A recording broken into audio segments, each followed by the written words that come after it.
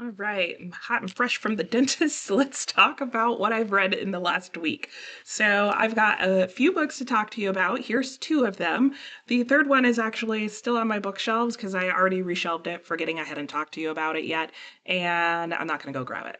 What I am going to grab real quickly, however, is my phone because I just realized I haven't turned the ringer off, and guaranteed I'm going to get that like one phone call right in the midst of this. Oh, psych, the ringer is off. Great, let's go. Okay, the first book that I'm going to talk to you about today that I read is a book that was for my December book club, and that is The Nutcracker and the Mouse King by E.T.A. Hoffmann. At the time you are seeing this, we would have already had our live discussion about this. So if you're interested in that, you can join my channel membership and you can go back and watch the recording of that whole book club meeting. However, since that was not done live, I'm just going to do a real quick review and share with you my thoughts on this little short novella. Now, I have it in the Penguin Classics edition, which is a bind-up of E.T.A. Hoffmann's original story, The Nutcracker and the Mouse King, or Nutcracker and Mouse King, I guess there's no article in the front there, and it's paired with Alexander Dumas' story, The Tale of the Nutcracker. Dumas based his story off of E.T.A. Hoffmann's story. He basically did a retelling of it. If you are interested in knowing, the ballet is actually based off of Dumas' story, which is like its own potential controversy in and of itself. But for the sake of this video, I'm just going to be talking about the first book in here by E.T.A. Hoffmann. So this is a short story. I think in my edition, it's like 62, 72 pages long, something like that. It was first published in 1817, and E.T.A. Hoffmann published it as sort of a anti-fairy tale. He wrote it during a time period where there were a lot of like very rigid rules about how to raise your children, how children should behave, and that kind of thing. And he felt like the way people were raising their children was just squashing their imagination, and that fairy tales at the time were just meant to repress the children even further. And so his intention in writing this was to write an anti-fairy tale, something that was sort of satirical and spoke against both the issues he had with the society at the time, and parenting and parents, and just people's ideas of the purpose of storytelling and imagination and all of that jazz. And I'm going to warn you right now, throughout this video, it may go out of focus because that Christmas tree is constantly trying to upstage me in my videos. So if I go out of focus, it's because, you know, it wants to be seen. Right now, it's staying on the down low, just barely. Anyway, I'm looking over here because that's where my computer is, where I can see like what's actually going on and what you're seeing. So what do you need to know about this story? Who's involved in it? Let's get into that. The Nutcracker and the Mouse King starts with and is mainly about Marie Stahlbaum. She is part of the Stahlbaum family, which consists of her mother, her father, I was about to say her mother again.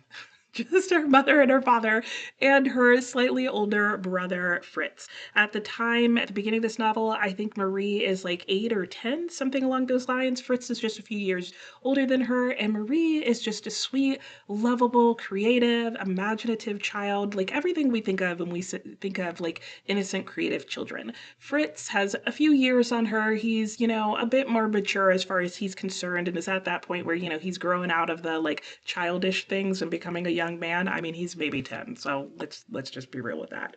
And they have very typical sort of bourgeois parents and that are focused on, you know, raising their children and having them sit and be quiet and, you know, be seen and not heard, and only when they want to. Now, their parents love them. This is not like some weird abusive relationship, especially by that day and age, but it's definitely something where even from the start, you kind of feel like things are a little bit off, because this family gets visited on a regular basis by Godfather Drosselmeyer. I'm trying to make sure I get all the names right. And he comes and visits the family on a regular basis, but the children particularly look forward to his visit around Christmas time because he always brings the most magical and beautiful presents. He works with clocks and little machines and mechanisms, and he creates these things that the children just find absolutely delightful, and the children get to look at and spend time with these gifts before the parents go and lock them up in a case, you know, behind glass to only be looked at, i.e. they live in a museum. So that gives you probably all you need to know about how this family is working. So this book then goes on the adventure and follows Marie as she struggles between like what is real and what is happening in life and what is real to her and in her imagination, and whether or not that's important, and whether or not she's going to hold on to her belief in what she's seeing over what people tell her is happening, and just how important that may be to the outcome of herself and those around her. And it's a lovely, quick little story that's very fanciful, and you will definitely pick up on the anti-fairy tale vibes. I mean, everything that you expect in a fairy tale is in there. You have the sort of like princess and prince, you have like the evil mouse king, if you will, you have the like minions of the villain and that kind of deal. You have a epic battle, and you have a bit of a trip and travel and magical fairylands and all those kinds of things. And then you also have some zany situations surrounding the importance of getting your sausage soup cooked just correctly. That's right, I said sausage soup. So, if you've ever seen that episode of that children's show with Sausage Nose, I'll include it in the link below if you haven't, or in the description box below, so you can go check that out. But it brought me right back to that story where you're like, yeah, this feels like a familiar fairy tale, and then what is happening? That is how this fairy tale is going to make you feel, and that was exactly what E.T.A. Hoffmann's purpose and extent and whatnot was. Extent, intent. That was what E.T.A. Hoffmann's intent was, and I think he did a really good job of achieving that. I think this is a story that works really well for adults and children. It gets you to look at, what you think you know of this story slightly differently. There's a little bit of humor in it as well.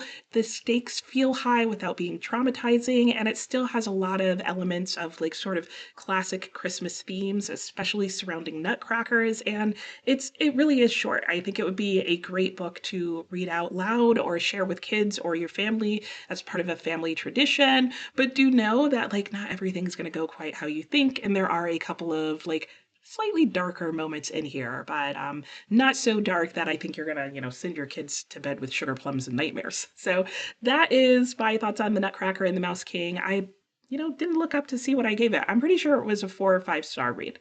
I would read it again either way. I actually really enjoyed both editions of this book. So if you've read one and not the other, give the other a try, and I'm sure you'll find them as delightful as I did.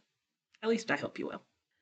All right, next I'm going to move on to a completely different type of book. I read Imago by Octavia E. Butler. This was a buddy read that I was doing with Britta Bowler, and we read this together and discussed it, and it was a great time. We had a really good discussion. I was glad I had somebody else to talk to about what was going on in this book, because Octavia E. Butler will always give you a lot to think about. This work was published in 1989. It is a work of science fiction. It is book 3 in the series.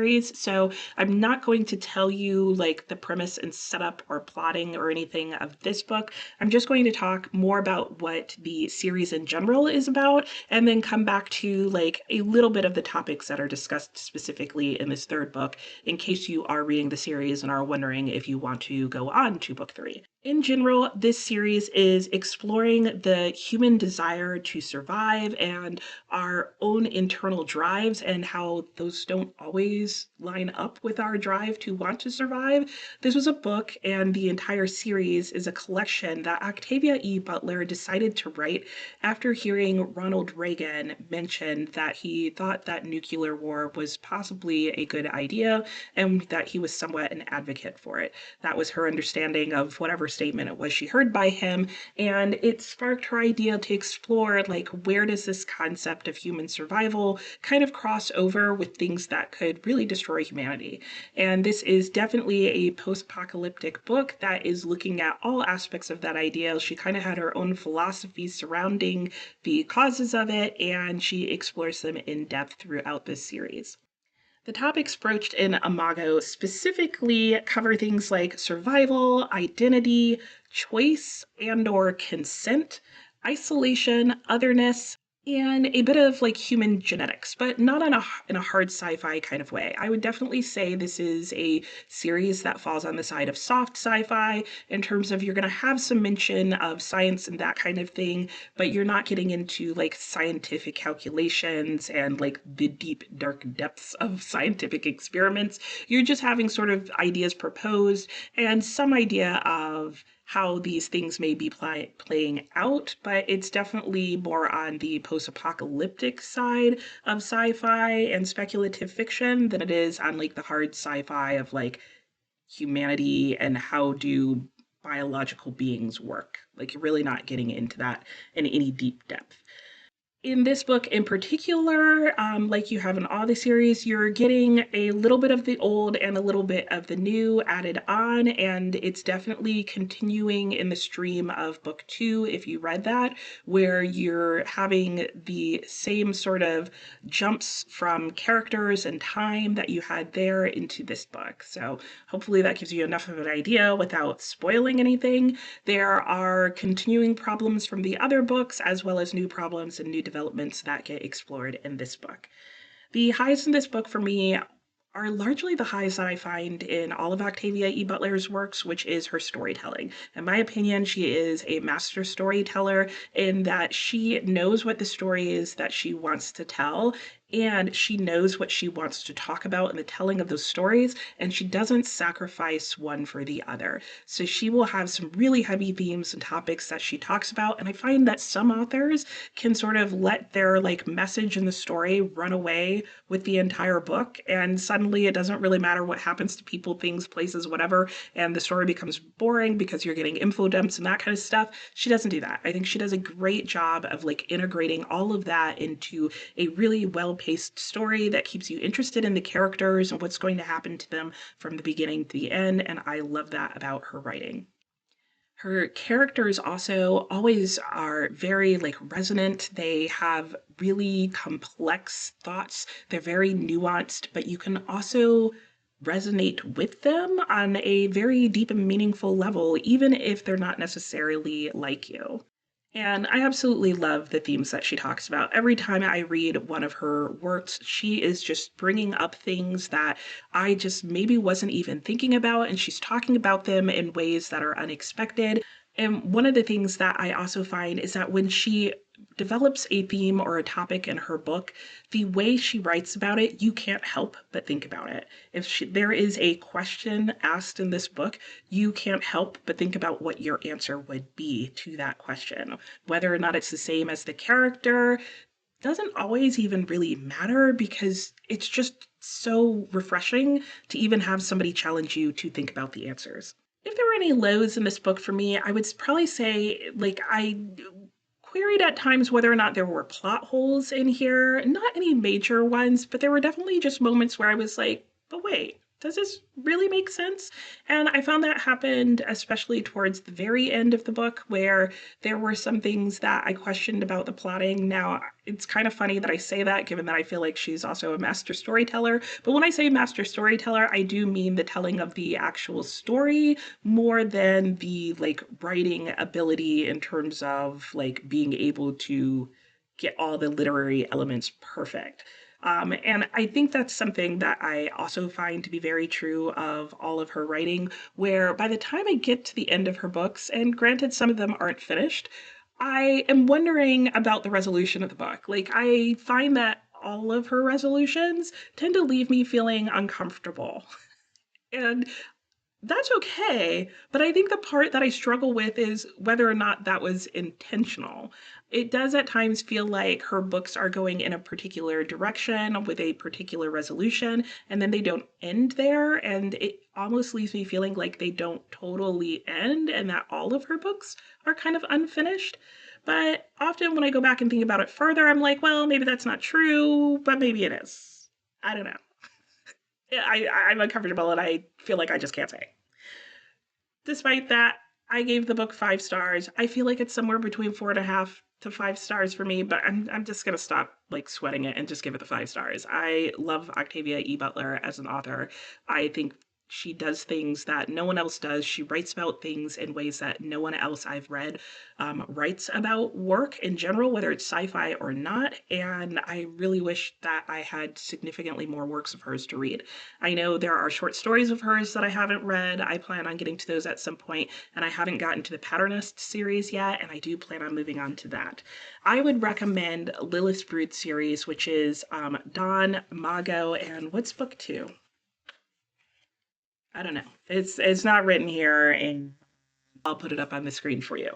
But I would recommend this series to anyone who likes sci-fi series, is looking for ones that are well-paced, rather quick, and easy to get through. This book was about 250 pages long. I think the longest one in this series was 300 pages, so none of them are super long. They're not a heavy commitment. I finished all 3 this year, which is unheard of for me. And I think this is a great series if you also like soft sci-fi, where you don't want it to get like too into the weeds of like the science, but you want some of that like gently incorporated. But she gets into like just enough that it feels satisfying at the same time. I would also recommend this book to someone who maybe likes sci-fi that is based on Earth or Earth-like setting versus out in space, and that focuses more on like biology and genetics over like physics or some other area of science, because I find that a lot of times you can get like a lot of quantum mechanics and quantum physics and that kind of thing in sci-fi, and sometimes it's just nice to talk about like the biology of people. This is definitely a good book for people who like character studies and for people who like to think about the idea of like what are the limits of human choice and when does a choice cease to be a choice? That is something that is discussed throughout this book series, and I think is especially prevalent in this last book. At this point, I've read quite a few works of Octavia E. Butler, and usually when I post about any of her books and mention that, people ask, what do I think is the best place to start with Octavia E. Butler? I think that really depends on the person, and I'm sure that after I finish the Paternoster series, I will probably give a more thorough opinion on that.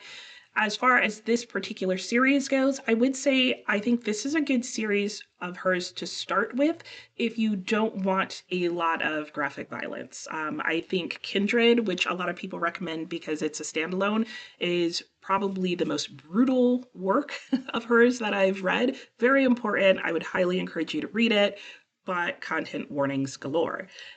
I've also read Parable of the Sowers. Again, there is a lot of violence in that book, like throughout. I mean, there's violence in this book as well, but of those 3 sets, this series probably has like the less harsh graphic on page violence that you're seeing. A lot of times the violence in the book is happening off the page, or you're not getting as in-depth and intimate a moment with it, which is good.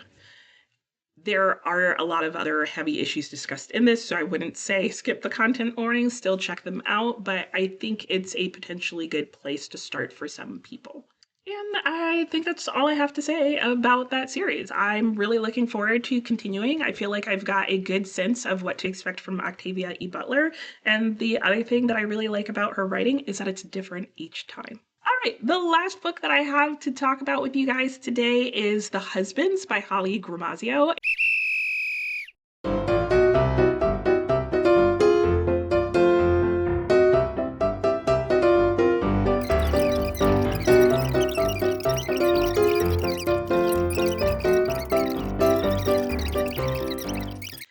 Anyway, that's it for today. Be sure to like and subscribe if you want to hear some more of my thoughts on other books that I'm reading. You can go and check out my previous TBR to see what books are in the lineup and coming up. And I keep forgetting to mention, I did finally pick the viewer pick. If you saw my last TBR video, you guys got to vote for what book you would like me to read.